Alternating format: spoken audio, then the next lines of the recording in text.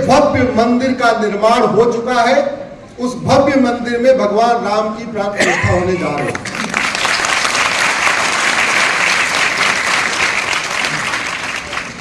ये कोई सामान्य मंदिर नहीं है।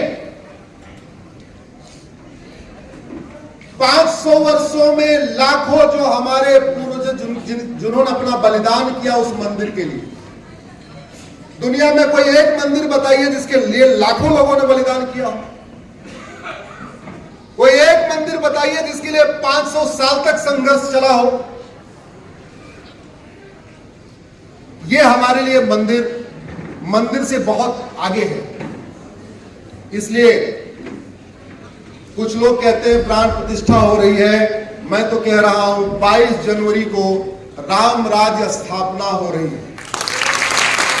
जय जय श्री राम। 22 जनवरी मेरे लिए राम राज्य स्थापना दिवस है।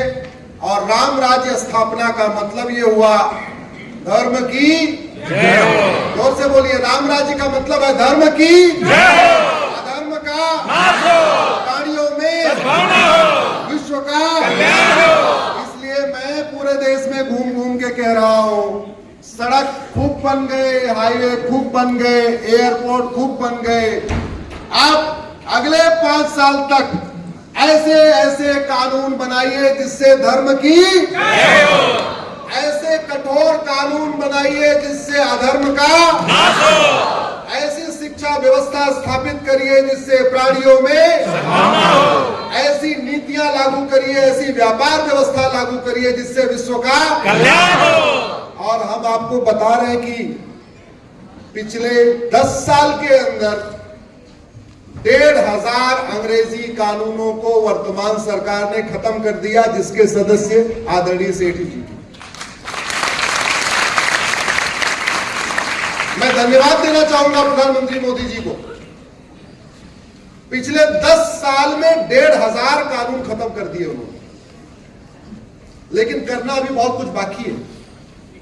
राम राज्य का मतलब, सांस्कृतिक राष्ट्रवाद का मतलब पूरी की पूरी व्यवस्था हमारी होनी चाहिए। और हमारी क्यों? क्योंकि हमारी व्यवस्था सर्वोत्तम व्यवस्था थी। इसलिए जो 2047 का टारगेट है भारत को विश्व गुरु बनाने का, और प्रधानमंत्री जी बार बार कहते हैं वोकल फॉर लोकल।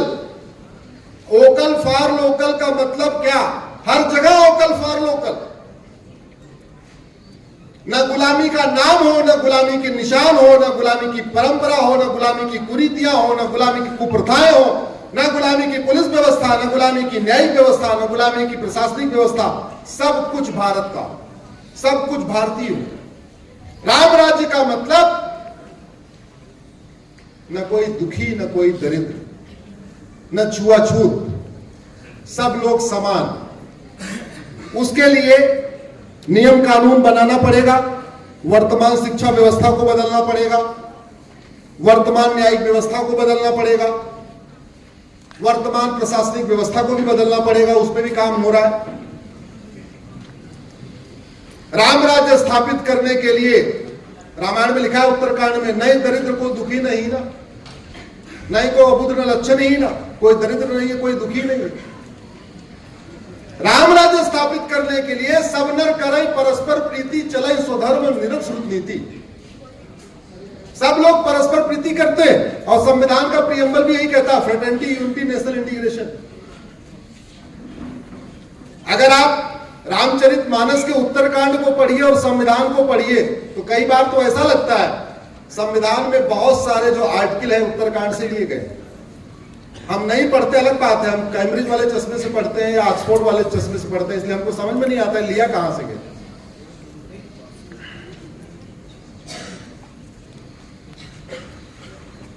संविधान के लिए तो चलिए, अंग्रेजी में कोई शब्द ही नहीं।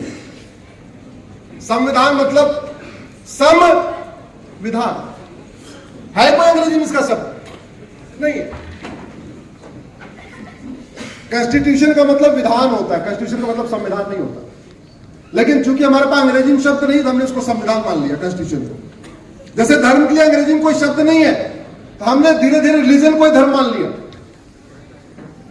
हमारे बहुत सारे ऐसे शब्द हैं जिसका अंग्रेजी में शब्द नहीं है। जैसे यज्ञ का अंग्रेजी में कोई शब्द नहीं है, योग का अंग्रेजी में कोई शब्द नहीं है, धर्म का अंग्रेजी में कोई शब्द नहीं है, कर्म का अंग्रेजी में कोई शब्द नहीं है, संविधान का अंग्रेजी में कोई शब्द नहीं है। तो हमने क्या किया, सब्स्टिट्यूट किया इंग्लिश से, लेकिन उसका दुष्परिणाम यह दिखाई पड़ने लग गया कि व्यवस्थाएं ठीक नहीं हो रही। तो इसलिए बार बार जो प्रधानमंत्री जी कहते हैं ना, हमें हर चीज वोकल फॉर लोकल, तो समय आ गया है कि भारतीय भाषा सबके लिए पढ़ना अनिवार्य कर दिया जाए। और सेठ साहब, संविधान का आर्टिकल 351 कहता है सभी भारतीयों को हिंदी और संस्कृत लिखना पढ़ना बोलना आना, ये संविधान कहता है।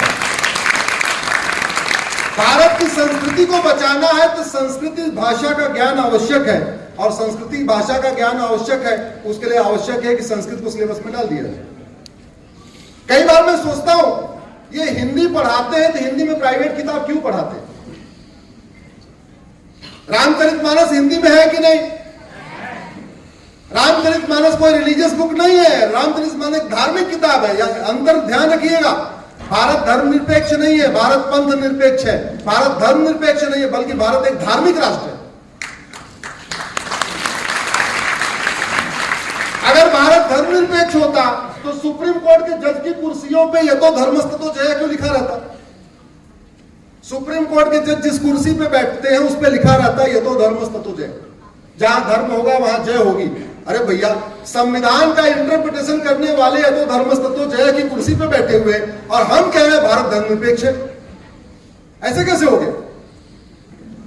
भारत धर्मनिरपेक्ष नहीं, भारत एक धार्मिक राष्ट्र है।